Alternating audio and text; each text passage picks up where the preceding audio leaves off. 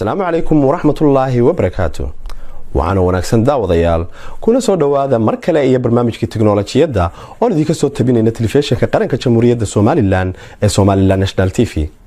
barnaamijkan oo ah mid taxana kii kan ka horeeyay waxaan kaga hadalnay qodobo ay kamid ahaayeen khatarta uu leeyahay fayraska kombiyuutarada gala iyo waliba sida looga hortago.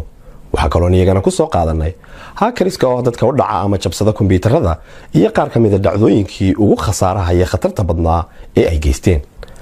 qodobka ugu horeeya barnaamijkeena tiknoolajiyada ee toddobaadkan waxaan idinku haynaa bilowgii asaaskii hore shirkadda Apple oo ah shirkadda ugu weyn ugu qaalisan caalamka oo dhan xilligan aynu joogno. shirkadaas oo caan ku ah soo saarka mobilada iPhone iyo waliba kombiyuutarada ku shaqeeya barnaamijka Macintosh. qodobada kale barnaamijkeena maanta aan idinku haynana waxa kamid ah ninkii asaasay shirkadda Apple ee Steve Jobs oo ka waramaya waayaha iyo sidii uu ku asaasay shirkadda xilli uu la hadlayay arday ka qalin jabisay jaamacadda Stanford University ee ku taala dalka Mareykanka. waa horaantii sanadii 1976 habka nolosha iyo say dadku u noolaayeen waxay ahayd mid aad uga duwan hadda tan jirta. wax badan oo maanta aad u fudud waxay ahayd mid aan suurtagal ahayn ama qofka caqligiisa aan ku soo dhici karin. qiimaha lacagta ee $100 waqtigaasi waxa uu dhigmayay $426 oo maanta si kala hadii aanu sheegnana $100 ee waqtigaasi waxa uu goynayay $426 oo maanta ay waxa ay goyso. isgaarsiinta ugu fiican ee waqtigaasi jirtay oo ahay telefoonada guryaha waxay ahayd mid aad ugu qaaliya dadka intiisa badan.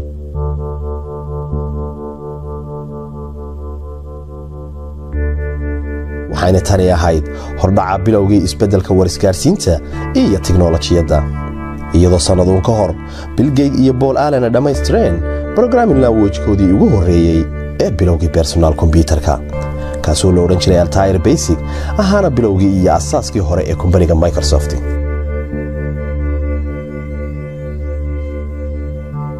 kowdii bishii Abriil ee sanadii 1976 ayaa Steve Jobs iyo Steve Wozniak markii ugu horeysay bilaabeen asaaska shirkadda Apple.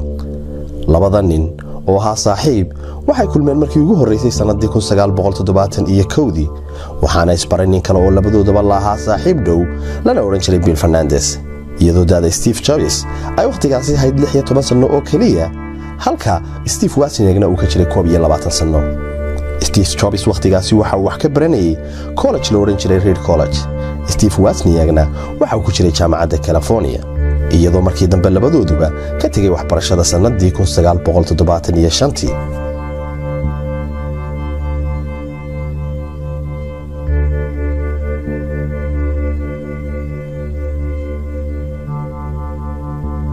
markii ugu horeysay inay mudoobaan shuraakana noqdaan labada nin waxay bilaabantay kadib markii Steve Wozniak oo ahaa nin xirfad u leh aadna ugu fiican electrical engineering-ka waliba ahaa qof isagu iskii wax isu baray uu farsameeyay mashiin yar oo telefoonada adduunka oo dhan lagu wacan karayay si lacag la'aan ah.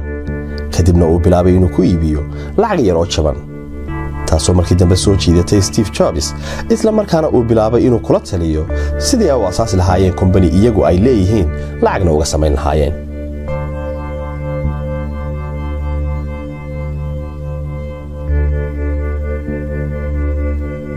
iyadoo tiknoolajiyadu ahayd wax bilowa kombiyuutarkii u horeeyay ee ay soo saaraan waxay ku farsameeyeen geeraajka guriga Steve Jobs labadiisii waalid ee soo kariyay ay deganaayeen.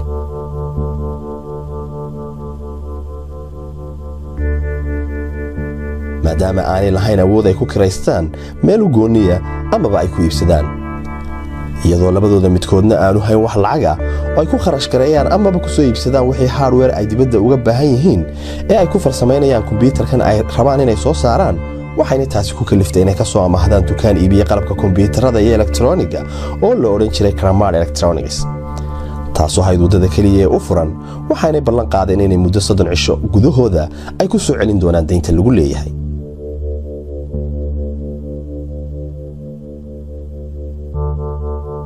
intaa wixii ka dambeeyayna labadoodu waxay u howlgaleen waa Steve Jobs iyo Steve Wozniak inay habeen iyo maalinba u soo jeedaan dhexdan oo xidhaan sidii ay u dhammaystiri lahaayeen uguna guulaysan lahaayeen kombiyuutarkan cusub.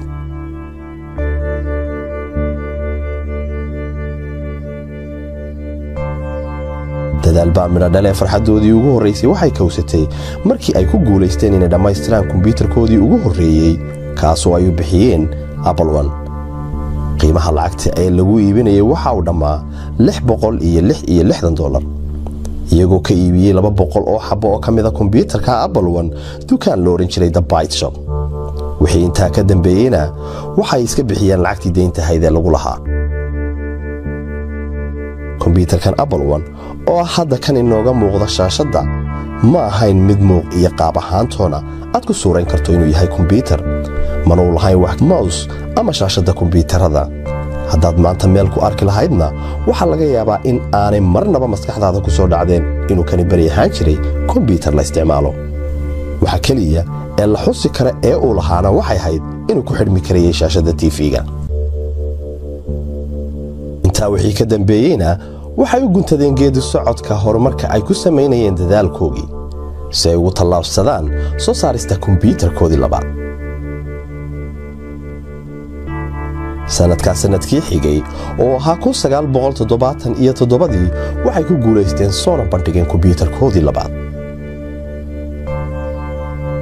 kaasoo loo oran jiray Apple II. sidaad u jeedaan muuqaal ahaan waa mid aad uga duwan kii hore. waa waxaad u arki karto inuu kombiyuutar yahay iyadoo kan cusub lagu soo kordhiyey shaashadda kombiyuutarada, keyboard iyo weliba mouse. waxa kale oo lagu xidhi karayay printerka lagu daabaco warqadaha. storage-ka wax lagu kaydiyo ama lagu save gareeyay ee uu lahaana waxay ahayd 2 nooc oo kala ah cajaladaha yaryar ee la geliyo rikoodhada iyo disk 2 oo ah floppy disk drive. size-keedu uu dhammaa ama uu ahaa 5 inch iyo weliba rubuc. waxaanu noqday kombiyuutarkani mid albaaba badan u fura.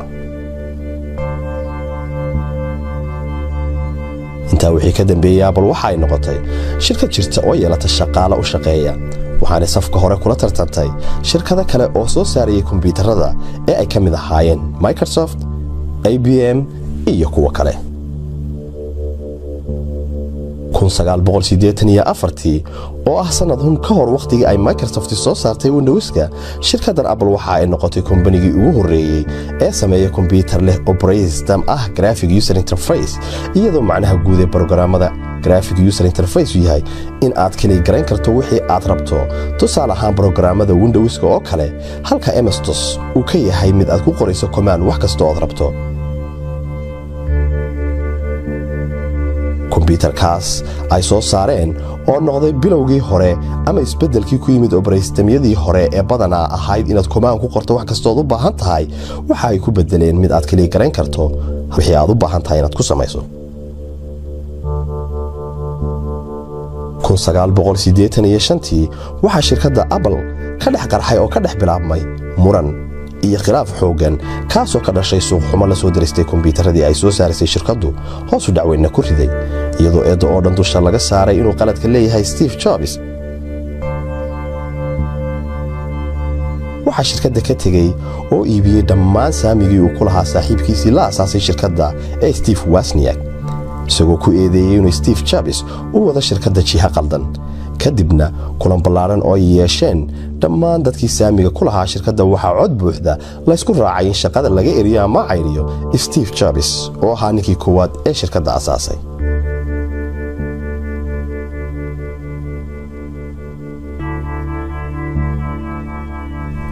Steve Jobs oo aad uga carooday waxa ku dhacay iyo sida dibadda looga dhigay shirkaddii uu asaasay, waxa uu qiimo jaban ku xaraashay dhammaan saamigii uu ku lahaa shirkadda. intaa kadibna waxa uu bilaabay asaaska Pixar Animation Studio oo ah mid lagu farsameeyo filimada animationada. waxaana uu noqday mid ku guulaysta in ka badan 22 award ama abaalmarin. haddana waxa uu ku xigsiiyey asaaska company kale oo loo oran jiray Next, kaasoo ahaa shirkad kombiyuutarada.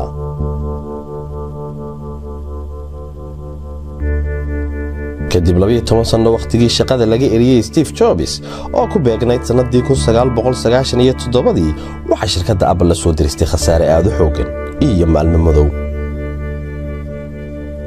way ku dhawaatay in la xaraasho, kaasoo sababtu ahayd in shirkadda Microsoft ay gabi ahaanba ka qaaday suuqii. kadib markii ay soo saartay Windows 95 horaantii sanadii 1995 iyadoo Microsoft iibisay in ka badan 7 milyan oo koobi oo ah Windows 95ka shantii weeg ee ugu horeeyay. taasina waxay keentay in dib loo soo sasabo loona yeeray Steve Jobs si uu uga badbaadiyo shirkadda in albaabada loo xidho, iyadoo ay ka dhinayd 9 cisho oo kaliya xilligii shirkadda albaabada loo xidhi lahaa lana xaraash lahaa waxa ku soo laabtay dibna ugu soo noqday madaxii sare ee shirkadda Steve Jobs, inta badanna iibsaday saamiyadii shirkadda. isagoo ahaa nin hibo u leh maamulka iyo ganacsiga, waxa uu isbedel ku sameeyay hab socodkii iyo wax soo saarkii shirkadda 1998 oo ah sanad kadib waqtigii uu ku soo laabtay shirkadda. waxay Apple farsamaysay kombiyuutar cusub oo la oran jiray iMac, suuqana keentay kaasoo noqday 1998 kombiyuutarkii ugu fiicnaa weliba ugu iibka badnaa waddanka Mareykanka. 3 bilood ee ugu horeysay dakhliga faa'iidada ka soo galay iibka kombiyuutarkani waxa uu ka batay dhammaan isugeynta waxa ay shirkaddu iibisay ama heshay 3 sano ee ka horeeyay la soo dhaafay. shirkaddana waxay ka soo laabatay dib u dhici iyo khasaarihii, iyadoo sii xoogaysanayay suuqa iyo magaca shirkadda Apple. bishii October ee sanadii 2001 waxay shirkadda Apple ku dhawaaqday suuqana keentay product cusub oo la yiraahdo iPod, kaasoo ah mid lagu kaydiyo laguna dhageysto muusiga. waxa uu noqday mid soo jiita indhaha caalamka, waxayna iibiyeen in ka badan 350 milyan oo xabo, iyadoo bilowgii hore qiimaha xabadda la siinayay $399.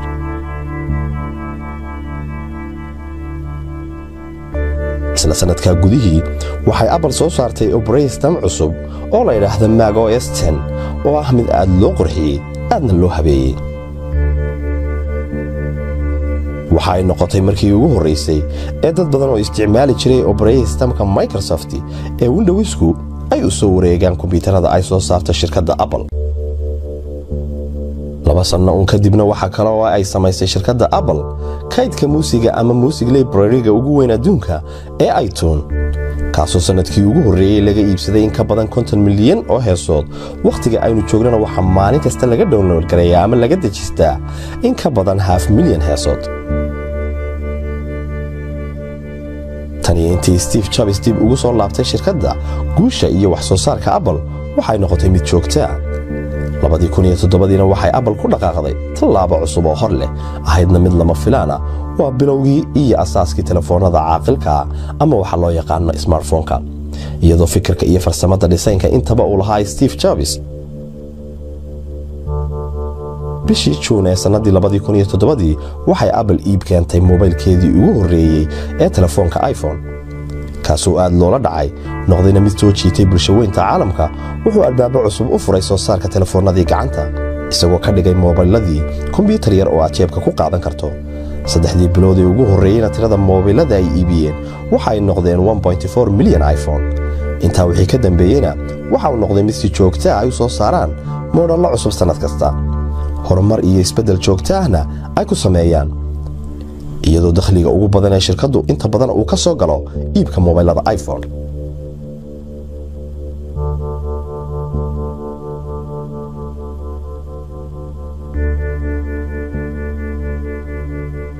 farsamada iyo guulaha Apple waxa ay noqotay mid aan kala go' lahayn ama bay sii taraya. hindisaha iyo ikhtiraca Apple-na muu noqon mid halkaa ku joogsada ee waxa uu noqday mid sii kordhaya. bishii January ee sanadii 2010 waxay Apple ku dhawaaqday soo saarka product kale oo hor leh kuna cusub indhaha caalamka, kaasoo ahaa iPad-ka. waxa uu noqday mid soo jiitada yowga adduunka oo dhan, aadna loogu riyaaqay hadal hayntiisuna ay badnayd. bishii April 3 ayay ahayd maalintii ugu horeysay ee ooda laga qaaday shirkadda Apple-na ay bilowday iibka iPad-ka. isla maalintii ugu horeysayna waxa website-ka shirkadda Apple ay leedahay laga iibsaday 300,000 oo xabo. 28 cisho kadibna waxay shirkadda Apple sheegtay inay iibisay in ka badan 1 milyan oo xabo.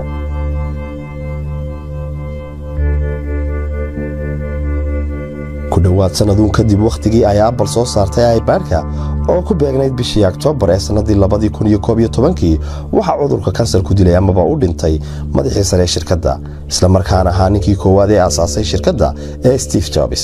isagoo ahaa ninka leh fikradda iyo farsamada dhisaynka intooda badan waxa ay soo saartay shirkaddu.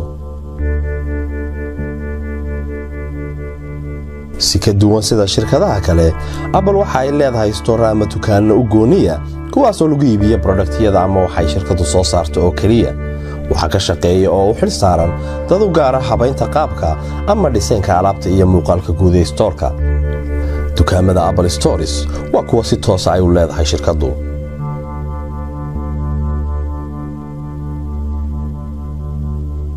tan iyo intii uu dhintay Steve Jobs waxa kaliya Apple ku soo kordhisay wax soo saarkeedii ama product-yadeeda waa Apple Watch oo ah saacad la shaqaysa telefoonada caaqilka khaasatan kuwa shirkadda Apple soo saartay iPhone-ka taasoo kuu sahlaysa inaad ka jawaabto ama ka wacdo telefoonada aad rabto iyo waliba inaad ka akhrisato ama ka dirto message-yada.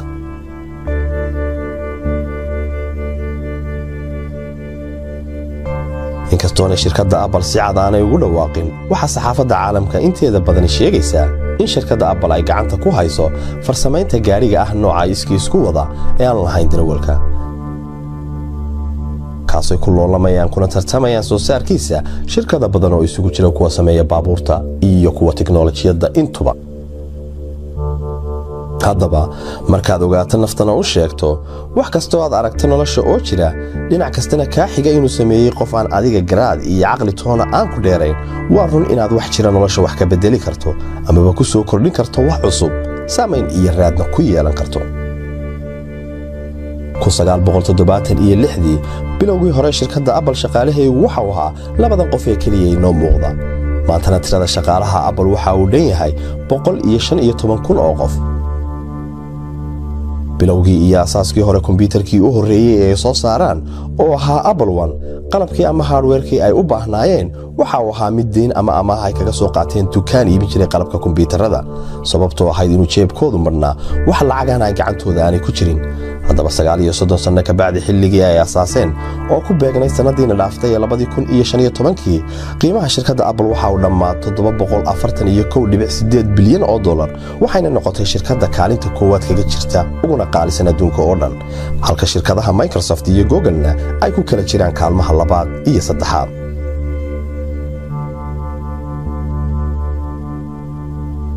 meeshii ugu horeysay ee labada nin ee asaasay shirkadda ay ku bilaabeen kuna farsameeyeen kombiyuutarkoodii u horeeyay waxa uu ahaa geeraajka guriga waalidiinta Steve Jobs maadaama haba yaraatay aanay lahayn wax awood ay ku karaystaan amaba ku iibsadaan meel iyaga u gooniya.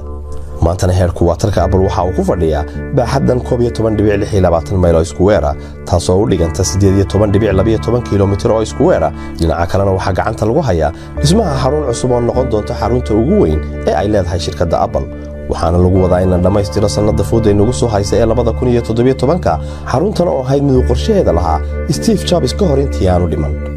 waxa uu dhismaheedu ka socdaa magaalada Cupertino oo ka mid ah gobolka California ee cariga Mareykanka waxaana ka shaqayn doona 13,000 oo ka mid ah shaqaalaha Apple. waxa kale oo ay shirkaddu leedahay 479 store ama dukaan oo lagu iibiyo product-yada ama waxay shirkaddu farsamayso kuna kala yaala 18 dal oo adduunka. haddaba waxay tan tusaale cad u tahay kana marakacaysaa guusha horumarka iyo isbeddelka qofka bini'aadanka inay tahay mid ku xidhan naftiisa. inuu qofku haysan dhaqaale maaha cudurdaar ku filan qofka inay ka joojin karto horumar uu noloshiisa ku sameeyo. waxaana tusaale kuugu filan shirkadda ugu weyn adduunka ee Apple uguna qaalisan ninkii sameeyey waalidkii dhalay dhaqaale darro awgii waxay awoodi waayeen inay soo koriyaan. waxayna siiyeen reer kale oo karsada isagoo bilowgii noloshiisa hore ka waramayna waxa uu sheegay inuu ururin jiray faaruqa quraaradaha biibsiga kadibna cunto siisan jiray marka uu celiyo waxa yar ee uu ka helo. haddaba inaad tahay qof hadaf leh naftiisana ku kalsoon fadhigana ka kaco ficil la yimaada ayaa u ah fure horumarka iyo isbeddelka nolosha. haatan iyo tan inagoo soo gaarnay qodobkii ugu dambeeyay barnaamijkeena tiknoolajiyadda ee toddobaadkan kaasoo ku saabsan Steve Jobs oo ka waramaya taariikhda iyo asaaskii kompaniga. waxay noo turjumay Rashiid Jaamac. I'm honored to be with you today for your commencement from one of the finest universities in the world.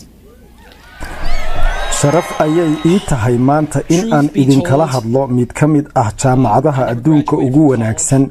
runta haddii aan idiin sheego weligay kulliyad kamaan qalin jabin. tanina waa markii iigu dhoweyd qalin jabin kulliyadeed. haddaba maanta waxaan rabaa in aan idiin sheego 3 sheeko oo noloshayda ku saabsan. sheekada ugu horeysa waa isku xidhka fikrado kala duwan iyo khibradahaygii hore. waxbarashada waxaan ka dhacay 6 bilood ee iigu horeysay kulliyadda. haddaba maxaan u dhacay? tani waxay bilaabantay intii aanan dhalan, waayo hooyadeydii i dhashay waxa ay ahayd hooyo da'yar, isla markaana aan qalin jebin. sidaa darteed waxay go'aansatay in ay i siiso dad waxbartay oo i korsada, maadaama oo aanay awood u lahayn in ay iyadu i koriso. wax kasta waa la ii diyaariyey si markaan dhasho ay ii korsadaan nin qareen ah iyo xaaskiisu. markay dhalashadaydu soo dhoweyd ayay reerkii i korsan lahaa yidhaahdeen, waxaannu rabnaa gabadh. kadib habeenkii aan dhashay ayaa telefoon loo soo diray waalidkayna waxay ku yidhaahdeen reerkii i korsan lahaa, waxaa noo dhashay wiil aanannu filahayn ee ma rabtaan. reerkii i korsan lahaa waxay yidhaahdeen dabcan haa waannu rabnaa.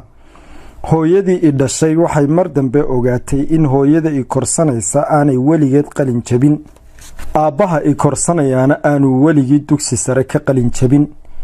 kadib hooyaday waxay diiday in ay saxaaxdo waraaqihii ugu dambeeyey ee korsashada, laakiin waxa ay saxaaxday dhowr bilood kadib markii waalidkii i korsan lahaa ay ballan qaadeen in ay kulliyad igu dari doonaan. tani waa bilowgii noloshayda. haddaba 17 sano kadib ayaan kulliyad galay, laakiin khibrad la-aantayda waxaan doortay kulliyad sida jaamacadda Stanford u qaali ah. dhammaan lacagtii waalidkay shaqaysteenna way ku baxday. haddaba 6 bilood kadib waxaan arki waayey faa'iidada ay kulliyaddu ii leedahay. lacagtii waalidkay ay shaqeeyeen oo dhanna way ku qarash garaynayeen. sidaa darteed waxa aan go'aansaday inaan kulliyadda iskaga baxo. run ahaantii xoogaa cabsi ah ayuu lahaa go'aankani, laakiin si fiican ayuu iigu shaqeeyey. waa go'aankii ugu fiicnaa ee noloshayda aan qaato. isla markii aan kulliyadda ka hadhay waxaan joojiyey qaadashada fasalladii aan i xiise gelinayn, waxaanan bilaabay kuwii aan jeclaa. wakhtiga xaaladdu may wada fiicnayn, waayo maan haysan qol aan leeyahay oo aan seexdo, ee waxaan seexan jiray daaradda qol saaxiibaday leeyihiin.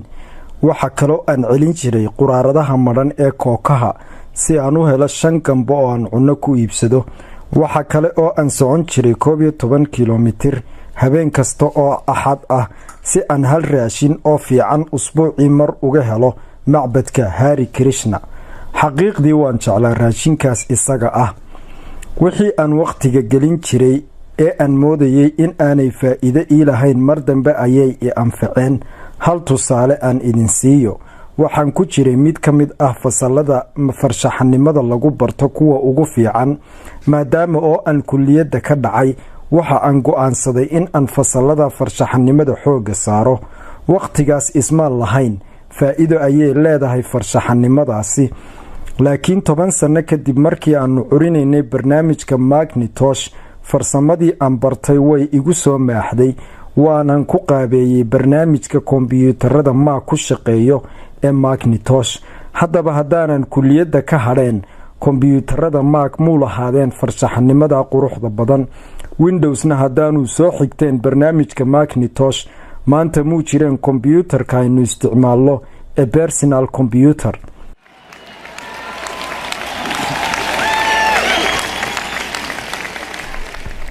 haddaanan kulliyadda ka dhaceen, maan galeen fasallada farshaxanimada, kombiyuutaraduna maanta may yeesheen farsamadaasi quruxda badan. sheekada labaad waxay ku saabsan tahay wixii aan jeclaa iyo wixii aan waayey. nasiib ayaan lahaa, waayo yaraantaydii waxa aan helay wixii aan rabay in aan qabto. Apple waxaanu ku bilownay geerashka baabuurta lagu xareeyo ee guriga waalidkay aniga oo 20 jir ah. si adag ayaanu u shaqaynay.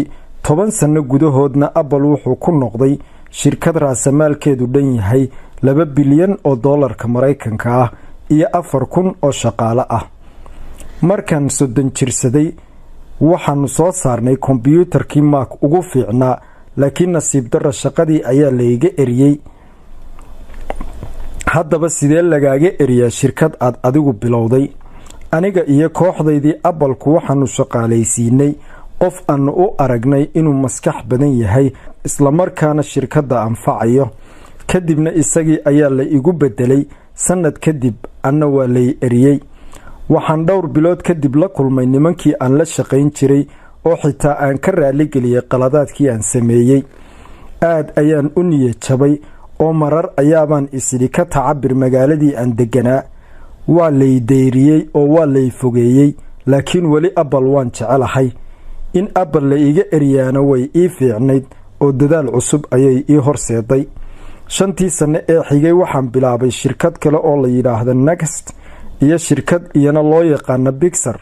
waxa kaloon isla markaa curiyay filimkii ugu horeeyay ee kartoon ahaa oo la odhan jiray Toy. waqtigan aynu joognana Pixar waa istuudiyaha aflaanta kartoonka ugu fiican. haddaba intaa kadib isbedel aad u weyn ayaa dhacay. Apple ayaa shirkadii Next iibsatay. anna Apple ayaan ku soo laabtay oo dib uga shaqo bilaabay. xaqiiqdii haddaan Apple layga eriyeen waxaas oo horumar ahi ma yimaadeen. marmarka qaar noloshu way kugu adkaan kartaa, laakiin ha niyad jabin ee hore u sii soco.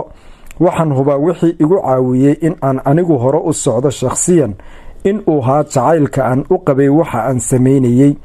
sidaa darteed in aad ku guulaysato waxa aad qabanayso waxa ka horeeya ama daruuri u ah in aad jeceshahay marka hore waxa aad qabanayso. haatan iyo tan inaga soo gaarnay guntiga gabagabadii barnaamijkeena tiknoolajiyadda ee toddobaadkan. waxaan si gaara ugu mahadnaqayaa Axmed Maxamed Cabdiraxmaan Axmed Ugaaska, Rashiid Jaamac iyo Maxamed Axmed Salaxley iyo dhammaan shaqaalaha telefishinka qaranka Jamhuuriyadda Soomaaliland. tan iyo kulantideena dambena waxaan idinkaga tegayaa assalaamu calaykum wa rahmatullaahi wa barakaatuh.